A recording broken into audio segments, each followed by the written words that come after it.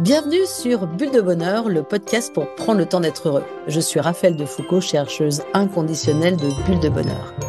Alors, notre podcast est tout à fait particulier cette semaine puisque nous participons au Podcaston.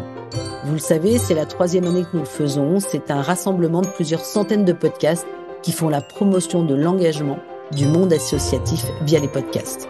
Vous le savez bien, c'est une belle mobilisation et c'est tout naturel que Bulle de Bonheur y participe. Et donc, effectivement, pour la 3e année. Et cette saison, nous allons accueillir Hélène Boiron. Bonjour Hélène. Bonjour Raphaël, merci. Oh oui, alors, vous allez entendre une histoire absolument incroyable. Donc, Hélène Boiron, tu as créé l'association Coiffure du Cœur. Je vous invite tous à filer sur son site internet coiffureducoeur.fr. Une asso incroyable qui offre bénévolement lors de maraudes des coiffures, des coupes de cheveux et des tailles de barbe aux plus démunis et aux sans-abri. Alors aujourd'hui, Coiffure du Cœur est présent dans 15 villes, 90 bénévoles et 13 000 coupes faites déjà, juste dingue. Et on aime à Bulle de Bonheur mettre en avant des talents cachés et on aime passionnément saluer des engagements auprès des plus vulnérables. Allez, je change de regard.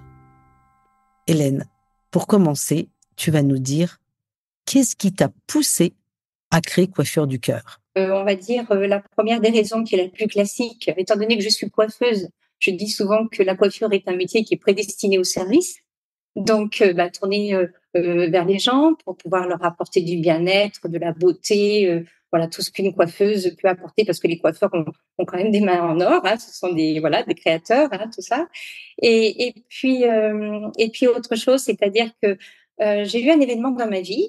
Il y a de ça plusieurs années. Avant, j'étais souvent, je dis, une bonne consommatrice de ce monde. J'aimais tout ce qui est brillé, j'aimais tout ce qui j'aimais consommer. J'étais un petit peu, comment dire, je vais faire un petit cliché, un peu Betty Boop au talon d'aiguille. J'aimais bien tout ce qui sentait bon. J'aimais sortir. J'ai toujours adoré la vie. Mais il me manquait, c'est vrai il me manquait sûrement ce qui pouvait me rendre le plus heureuse, et je ne savais pas. Je ne trouvais pas forcément le sens de ma vie.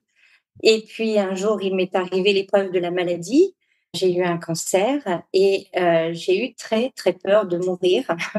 Et donc je me suis retrouvée dans ma voiture à me révolter, à crier, à je ne sais pas qui. Et à ce moment-là, il y a eu un bouleversement, une révélation, une rencontre. Et là, j'ai compris que la vie n'était plus ce qu'elle était avant, à être centrée sur moi-même. Mais je recevais tellement d'amour. Alors on va dire, je ne sais pas, hein, ils vont dire elle est perchée. Bon, moi je sais que ça vient du ciel, sans mettre de nom. Mais en tous les cas, après cet événement dans ma voiture, tout a été complètement bouleversé. On va dire un retour à 180 degrés. Et puis là, les choses ont changé dans ma vie. Les personnes, enfin le monde, je ne le voyais plus de la même manière. Donc en fin de compte, les gens que je rencontrais n'étaient pas les mêmes. Et puis je me suis rendu compte que j'avais besoin de tout ce que j'avais reçu, de ne pas le garder pour moi, mais pouvoir le distribuer d'une certaine manière à d'autres.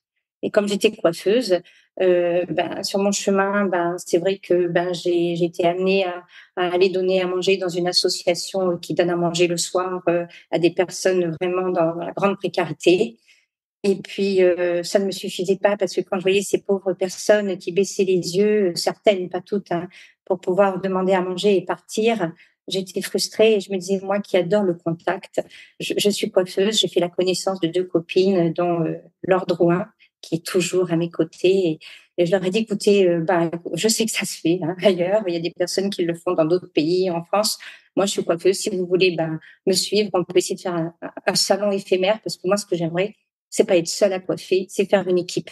Parce que pour moi, l'état d'esprit d'équipe est très important pour plein de raisons. Hein. On grandit dans une équipe, on se serre les coudes dans une équipe, on est complémentaires, on s'aide, et moi, l'entraide, c'est très important. Et donc, on a commencé comme ça, il y a de ça, c'était en 2018, le premier salon éphémère, où je venais avec mes vieilles tondeuses, avec les fils, et j'avais une rallonge de 30 mètres pour pouvoir me brancher. C'était pas les tondeuses que j'ai maintenant, les Panasonic. Hein. Et je me souviens que le seul magasin le soir, la fin de la journée, qui acceptait que je puisse me brancher chez eux, c'était un sex shop et un kebab. Hop, ils nous ont ouvert, ils nous ont mis des tables. Et là, on a eu 15 personnes tout de suite qui sont venues se faire coiffer. À partir de ce moment-là, la coiffure du cœur naissait. Et tous les 15 jours, on a continué. Et puis petit à petit, donc au début, on était 3. Et puis maintenant, on est dans une quinzaine de villes et on est 100 bénévoles, 100 coiffeurs à peu près. Sans coiffeur, donc plus que ce que je disais tout à l'heure. 95, plus nos SOS que j'appelle, nos services d'ordre solidaire qui sont là pour faire l'organisation, le flux des personnes et tout ça. Donc en fait, le principe, c'est vraiment des salons de coiffure éphémères. Donc j'ai vu que sur tes pages Facebook et Instagram, en fait, tu mets le planning en début de mois, c'est ça? Oui, tout à fait. Voilà, nos équipes chaque mois donc voient quand est-ce qu'elles peuvent donc se réunir pour pouvoir faire ce salon de rue. Donc on a un petit planning dans chaque groupe WhatsApp et puis on converse énormément, on échange beaucoup. Et donc à partir de ce moment-là, on planifie tel jour dans telle ville, si c'est possible. Jusqu'à présent, ça a toujours été possible. Et puis nos équipes arrivent. Alors ça va être des petites équipes, des fois de 3 comme à Vienne, comme des équipes de 10, on va dire à Lyon ou à Paris. Voilà, ça dépend, mais ça tourne aussi. On a un noyau et puis on a les autres personnes qui vont tourner et se marquer au fur et à mesure. Et donc, ce sont des vrais salons de rue où on arrive avec nos fauteuils portables, notre barnum, le projecteur de chantier, les gilets, les tondeuses. Voilà, parce que pour moi, ce qui était important, c'est de pouvoir apporter tout ce qu'il y avait besoin dans un salon. Parce que les coiffeurs ont des fois du matériel dans leur salon de coiffure, mais qu'ils n'ont pas forcément envie de mettre, à disposition dans la rue, ou n'en ont pas, ou ça va pas tenir assez longtemps. Donc, pour moi, ce qui est important, c'était d'apporter tout le matériel disponible pour tenir une soirée. Voilà, avec le nombre de personnes que nous aurions. Donc, il y a ça, c'est aussi une sécurité. Nous avons, j'en parle, une assurance au cas où s'il se passait quoi que ce soit, ce qui ne se passera jamais, bien évidemment. Mais enfin, voilà, c'est des formations. On apporte des formations pour aider ces coiffeurs que j'appelle les coiffeurs de l'extrême, parce que des fois, les conditions dans la rue, le soir, quand il fait froid, qu'il y a du vent, que la personne en face de vous est un balèze et qui tient pas forcément bien debout parce que X raison, et qu'il va falloir faire une belle coupe parce qu'il faut pas la rater, parce qu'il va avoir tous ses copains en disant ah là là là là là. Je me dis là, il faut aussi parfois une bonne formation pour que ces coiffeurs maîtrisent. Et voilà. Donc en fait, non seulement tu prends soin des personnes dans la rue, mais en plus de ça, tu prends soin des coiffeurs bénévoles qui viennent porter leur savoir-faire et leur talent auprès des plus démunis. Tout ça, c'est fait avec tellement d'amour. D'ailleurs, nos auditeurs ne te voient pas, mais tu as un joli pull où c'est marqué, en gros, amour. Donc, je pense que Hélène incarne l'amour. Merci Raphaël. Raconte-moi, est-ce que tu aurais une anecdote à nous raconter, plutôt un petit peu amusante, qui a pu se passer dans un de ces salons de rue? Les rencontres, pour moi, c'est très important. Et j'ai rencontré le bonheur. Pour moi, les clés du bonheur sont dans les rencontres. Et pour parler d'une anecdote que j'ai vécue et qui m'a vraiment touchée, un soir, c'était à Tarbes avec notre équipe. Il faisait froid, c'était un hiver, et il y avait un monsieur qui était très costaud, très typé, gitan, basané, avec une grande balafre sur la joue. Et il me regarde et il dit, toi, tu vas pas me rater, hein? Je dis, non, pas de problème. Non, t'inquiète pas. Il s'est assis sur le petit tabouret et je lui ai fait donc la coupe qu'il me demandait. Et une fois qu'il avait fini, je le regarde et puis c'est vrai, je le trouvais un bel homme. Alors je me permets de lui dire avec beaucoup de respect, qu'est-ce que vous êtes beau. Et puis je regarde son blouson, puis il avait un blouson. Je dis, mais le blouson, il est encore plus magnifique. Il avait une tête de tigre énorme avec une rose rouge et il y avait marqué amour. Le blouson, il est de toute beauté. Et il me regarde, il se lève et il enlève le blouson et il me dit, tiens, c'est pour toi. Je dis, non, mais j'ai pas dit ça pour ça. Non, il avait déjà rien, il dormait dans la rue. Je dis, non, mais j'ai pas dit ça pour toi. Et les amis, les autres femmes m'ont dit, si, Hélène, maintenant, tu le prends, tu peux pas refuser. Alors, ok, je l'ai accepté. Je l'ai lavé plusieurs fois. Et c'est mon blouson fétiche que je garde toujours avec moi. Parce que pour moi, cette personne qui n'avait pas grand chose, et le peu qu'il avait, il a voulu me l'offrir. Et pour moi, ça n'a pas mon Dieu, c'est merveilleux, c'est magnifique. Voilà. Waouh! J'en ai les larmes aux yeux, Oui, franchement. mais moi aussi, ça, j'en étais bouleversée. Je comprends qu'effectivement, quelqu'un qui n'a rien et tu lui coupes les cheveux, tu discutes avec lui, tu crées du lien avec cette personne et pour te remercier, elle t'offre son blouson, quelque chose qui devait lui être cher. Complètement. Et c'est vrai que j'ai une amie qui me dit, mais les gens de la rue, c'est tes amis de la rue qu'on appelle nos potos, ce sont des maîtres en humilité. Et c'est vrai qu'ils nous apportent énormément. Moi, souvent, je dis, mais ok, on vous apporte du bien, bien sûr, du bien-être, de la douceur, on vous fait des relookings, on va vous aider, on va parler, on va écouter. Mais vous vous rendez pas compte de tout le bien que vous pouvez nous apporter. Moi, je le dis aussi, c'est d'être au contact de la pauvreté, ça nous aide à nous appauvrir de notre superflu. Et moi, principalement, qui ne pensais qu'à briller, qu'à avoir besoin de reconnaissance avant. Et mon Dieu, comme quand je regarde maintenant, c'est fini, Betty Boop au talon aiguille. C'est fini, c'est un autre monde. Je me dis, mon Dieu, mais qu'est-ce que j'étais loin de la réalité. Alors que ces gens, ben, voilà, en fin de compte, nous apportent énormément de joie et de bonheur. Et d'ailleurs, des fois, dans certaines villes, on nous appelle la coiffure du cœur, la coiffure du bonheur. Mais ils nous apportent du bonheur. C'est merveilleux. Et puis, je pense que tu rends à ces personnes-là, tu leur rends une dignité. Oui, bien sûr, on leur apporte, bien évidemment, je l'espère, hein, de la dignité, de l'estime de soi. Bien souvent, ils nous serrent dans les bras, ils nous remercient. Et, mais bon, je pense qu'au-delà de ça, ce qu'on leur apporte, c'est de l'écoute, c'est, comment dire, de leur montrer qu'ils sont très importants pour nous, qu'ils ont de l'importance. Ouais, voilà. Moi, avant, je les voyais, mais je les regardais pas. Et maintenant, j'ai appris à les écouter, à tout laisser tomber, à les coiffer. Mais des fois, je pose ma tondeuse et puis je les écoute. Et puis, on va échanger. On va dire des choses que jamais on pourrait dire à d'autres personnes. Voilà. Donc, Mhm. c'est vraiment des relations vraies, des rencontres vraies. Souvent, je dis, c'est du cœur à cœur.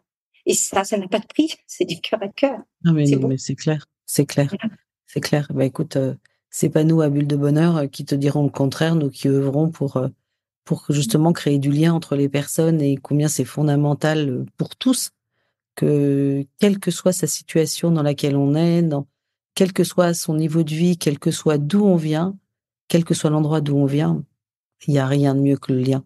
C'est le plus beau cadeau du monde. Ah oui, les relations, les rencontres, pour moi, c'est la clé du bonheur. C'est la clé même de la liberté. On Absolument. pose notre ego de côté, on le pose parce que ben on a tous aussi des hauts et des bas, hein, tout le monde. Et quand on arrive, et toutes nos équipes, quand je vois tous les coiffeurs qui font ça et qui me font un retour après pour me dire comment s'est passé la maraude le soir, mais aussi ça me remplit de joie, ça aussi ça me nourrit d'ailleurs. Mais voilà, je trouve ça magnifique, magnifique, magnifique de pouvoir tout oublier et tout donner de soi. Et ben pour moi, oui, c'est les clés de la liberté, c'est les clés du bonheur. Mhm. Mhm. Mhm. Ça Absolument. donnait un sens à ma vie en tous les cas. En tous les cas, pour le moment, le bon sens, je pense l'avoir trouvé. Et je me dis, je pourrais pas faire marche arrière et redevenir la Hélène que j'étais avant. Écoute, c'est juste merveilleux et extraordinaire. Alors là, aujourd'hui, qu'est-ce que je suis heureuse de t'interviewer dans le cadre du podcaston. C'est juste extraordinaire. C'est Coiffure du cœur. Je le disais tout à l'heure, c'est présent dans 15 villes. Alors, donc à Toulon. Alors, il y a Toulon qui nous lie toutes les deux parce que tu y habites. Moi, c'est un endroit où je suis très attachée à Toulon. Il y a Toulon, Roanne, là où je suis née, Montpellier, Vienne, Villefranche, Villeurbanne, Lyon, Paris, Béziers, Avignon, Tarbes, Marseille, Hyères, Cherbourg, la Seine-sur-Mer. Alors, le podcaston, c'est l'endroit où on vient demander des petites choses à nos auditeurs et de quoi les coiffeurs du cœur auraient besoin aujourd'hui. Alors, bien évidemment, en premier lieu, de coiffeurs. Toujours des coiffeurs qui seraient prêts à venir donner 2 heures de leur temps une fois par mois ou une fois tous les 2 mois. Parce que ben voilà, la coiffure du cœur sans coiffeur ne peut plus vivre. Donc nous avons sans arrêt besoin de coiffeurs pour pérenniser, pour consolider nos équipes. Dans certaines villes, on a un minimum une quinzaine de personnes en 2 heures, et dans d'autres, on arrive jusqu'à 50 personnes. Et donc, si on veut passer justement des moments de qualité, de convivialité en coiffant, eh ben, on a besoin de coiffeurs. Voilà. Donc, en fait, tous les coiffeurs bénévoles, tous les coiffeurs que vous connaissez autour de vous, ou si vous êtes vous-même coiffeur, du coup, qu'est-ce qu'on fait? Comment est-ce qu'on peut te joindre, Hélène? Alors, mon numéro de téléphone, il est partout, toute la France le connaît. De toute façon, il est sur mon site, hein, donc on peut y aller. On sait par le mail coiffure-du-cœur@gmail.com, notre site internet coiffure-du-cœur.fr. Donc voilà, faut pas hésiter à téléphoner. Je réponds tout le temps. Voilà, la première chose dont tu as besoin, c'est de coiffeurs bénévoles. Tu as besoin de quoi encore? Eh bien évidemment, un salon de coiffure, quand on ouvre un salon, ça c'est un certain budget, donc on a toujours besoin de mécènes, de soutien, pour pouvoir rénover les tondeuses, pour pouvoir rénover notre petit mobilier de rue, pour pouvoir continuer, pérenniser nos salons de rue. Le deuxième point, donc, tu aurais besoin de soutien financier. Donc, si jamais vous avez envie de faire des dons, n'hésitez pas à joindre Hélène de nouveau sur son site coiffure-du-cœur.fr. Et puis, la troisième chose dont tu aurais besoin, qu'est-ce que ça Et serait? oui, d'ailleurs, et ces financements permettent aussi de continuer de financer des formations pour aider nos coiffeurs à être formés, comme on en parlait tout à l'heure. Et puis d'un chargé de mission. Alors la tâche, la mission de chargé c'est de pouvoir toujours faire la communication, de pouvoir trouver, donc faire des événements pour continuer de se faire connaître, des forums, de trouver des financements, des mécènes aussi, qui financeraient l'association, qui le financerait lui-même. Voilà, donc. Un chargé de mission. Et du coup, tu as le projet d'ouvrir de nouvelles villes? Alors, si justement on a trouvé et du soutien financier et un chargé de mission qui puisse nous aider, oui, au contraire. Pour le moment, 15 antennes, je m'en occupe avec mon ami Lordouin et Thierry, mon mari, qui est toujours avec moi, qui donc c'est le bureau. Et voilà, on y arrive, on s'en sort. Moi, j'adore aussi être sur le terrain, donc très souvent, je tourne dans chaque antenne. Mais pour le moment, 15 antennes, voilà, si on veut que ça marche bien, que ça continue bien, voilà. Pour le moment, je peux pas tellement plus. Oui, oui, mais c'est déjà juste Voilà. fantastique, fantastique. Et hop, je me lance. Je voulais te poser une ou deux petites questions. Quels sont tes 3 synonymes de bonheur? Servir, sourire, s'aimer. Euh, D'accord. Parce que pour moi, servir, en effet, c'est à la source de tout. C'est quand on sert, on va servir avec le cœur, et quand on sert, on va servir avec le sourire, à moins d'être obligé. Quand on sourit, on a envie de servir l'autre d'une manière ou d'une autre. Et tout ça, on va dire, enveloppé d'amour. Donc pour moi, ce sont les trois synonymes de bonheur. Je Oui, vais dire. le sourire t'amène la joie de vivre, Tout est t'amène relié. de ouais, c'est comme ça que tu crées le lien, hein, rien de tel que vaut, un sourire, ça c'est sûr. Et Et puis la puis, solidarité. La solidarité, comme je disais, la solidarité, c'est une grande dame pour moi. Un jour, je devais faire un petit topo à des jeunes à l'école, et puis ça m'est venu, et je lui ai dit, mais dans solidarité, vous avez vous coupez en trois, vous avez sol, c'est le soleil, c'est de la lumière. Soli, ben, ça vient vers les personnes qui sont dans la solitude, et solide, ce sont des liens qui sont forts. Et tout ça, ben, pour moi, c'est ce qu'il y a de plus important aussi. Donc, synonyme du bonheur, la solidarité. Et si je peux revenir, je dirais même que servir, sourire et s'aimer, on parle par exemple en France, dans la République, liberté, égalité, fraternité. Mais tout ça, ce sont des conséquences. Ça ne peut pas, on voit bien comment ça se passe. La liberté, est-ce que la liberté d'expression là, est-ce que la liberté sans foi ni bon, je ne sais pas. Hein, si on posait la question. L'égalité, est-ce qu'il y a vraiment l'égalité je ne sais pas. Et la fraternité, on peut s'en poser la question depuis pas mal de temps avec l'histoire du Covid, avec tout ça, avec les réseaux sociaux. Bon. Alors que servir, sourire, s'aimer, c'est ce qui va apporter justement cette égalité de dignité, cette solidarité, cette fraternité, et c'est trouver comment pouvoir apporter la liberté. Cette liberté, on recherche tous. Donc, à la base, si tout le monde appliquait, on n'est peut-être pas dans un monde de bisounours, mais si tout le monde appliquait servir, sourire, s'aimer, la liberté, égalité, fraternité serait beaucoup plus évidente, je pense. absolument, absolument. La solidarité. Effectivement, avoir un geste chacun pour celui qui est à côté de soi, c'est juste, merveilleux, extraordinaire. En 2 minutes, si tu as envie de proposer quelque chose à nos auditeurs, qu'est-ce que tu leur proposerais pour qu'ils soient plus heureux? Oser, Oser. oser aller à l'encontre des personnes qui ne connaissent pas, oser les relations, oser parler, oser sortir de sa zone de confort, Oser caresser un visage qui va être abîmé et que jamais on n'aurait pu caresser parce que pour X raisons, ça s'adresse justement aux personnes qui vont faire des soins, voilà. Oser aller à la rencontre, non seulement oser les rencontres, ça va apporter beaucoup de joie à nous-mêmes, à soi-même, c'est une nourriture. Ça va être s'oublier, ça va être aider, mais au-delà de tout ça, oser aller à la rencontre des personnes qu'on ne connaît pas, ça va être aussi un peu l'effet qui se coule. On va avoir des opportunités que jamais on n'aurait pu imaginer. Par exemple, moi j'ai rencontré il y a de ce au moment du Covid, une jeune coiffeuse qui est arrivée, elle avait tellement peur, mais elle avait osé quand même venir. Qu'est-ce que ça a pu être bénéfique. Elle avait un bonnet, elle avait des gants, elle avait le masque et je pense même qu'elle avait les lunettes, tellement qu'elle avait peur de ce qu'elle pouvait s'attraper. Mais quand je l'ai regardée, on a discuté, on est devenus amis. Elle a pris le relais de là où je travaillais avant. Je suis devenue la marraine de sa petite fille, de son petit bébé. Il s'est passé plein de choses. On ne peut pas savoir ce qui nous attend quand on va à l'encontre des gens, oser aller vers des personnes que l'on ne connaît pas. C'est merveilleux. Il se passe plein de choses. Donc je dis, osez, vous rencontrerez des choses que vous n'avez pas encore pu imaginer, mais sûrement le bonheur. Et puis c'est, je te rejoins tellement, et puis c'est oser se laisser toucher, c'est oser se laisser transformer, se laisser palper, se laisser malaxer par l'autre. Donc avoir cette ouverture, en fait, avoir ce cœur grand ouvert en disant, ben voilà, je suis là et je t'écoute, je suis là pour toi. Tout à fait, c'est une transformation et une nourriture, comme tu dis si bien. Oui. Fantastique, fantastique.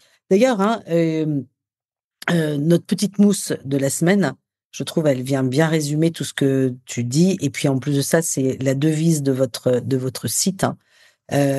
Donc, coiffure-du-cœur.fr. Donc, elle nous vient de Mère Teresa, qui était, elle, tellement tournée vers les autres, elle aussi, à la recherche de ce lien, et qui dit « Donne tes mains pour servir et ton cœur pour aimer ». Voilà, je trouve, une belle devise pour les coiffures du cœur. Alors, en quelques mots, en fait, Hélène, tout le monde a un coiffeur. Si chacun d'entre vous demandait à votre coiffeur s'il ne serait pas OK pour donner 2 heures de son temps, une fois par mois, voire même une fois tous les 2 mois, en acte de solidarité pour aller coiffer les plus démunis, je pense que c'est quelque chose qui est réalisable. Donc, je compte particulièrement sur vous tous pour venir encourager et venir étoffer les rangs de coiffure du cœur. Nous le faisons dans le cadre donc du podcaston, véritablement, hein, de aller encourager toutes ces initiatives auprès des plus vulnérables. Si vous avez envie d'en savoir plus sur le podcaston, allez voir sur podcaston.org. Et puis, donc, n'hésitez pas à aller encourager Hélène Boiron, lescoiffuresducoeur.fr. Merci Hélène de cette gentillesse et de cette simplicité, de cette authenticité dans tout ce que tu nous as partagé. C'était vraiment très très émouvant. Donc merci beaucoup à toi et puis longue vie aux coiffures du cœur. Merci Raphaël, c'était un grand bonheur de pouvoir participer à ton podcast. Merci. Avec Bulle de Bonheur, prenez le temps d'être heureux. Merci pour votre écoute. Si vous avez aimé, dites-le nous avec 5 étoiles. Laissez vos commentaires et envoyez des bulles de bonheur à vos amis et partagez ce podcast. Inscrivez-vous à la newsletter en allant sur notre site 2 minutes de bonheur pour être notifié des prochains épisodes. C'est aussi très facile de nous trouver sur les réseaux sociaux, Facebook et Instagram. Il suffit de chercher 2 minutes de bonheur. Bulle de bonheur est propulsée par 2 minutes de bonheur, des outils pour créer du lien et prendre le temps d'être heureux.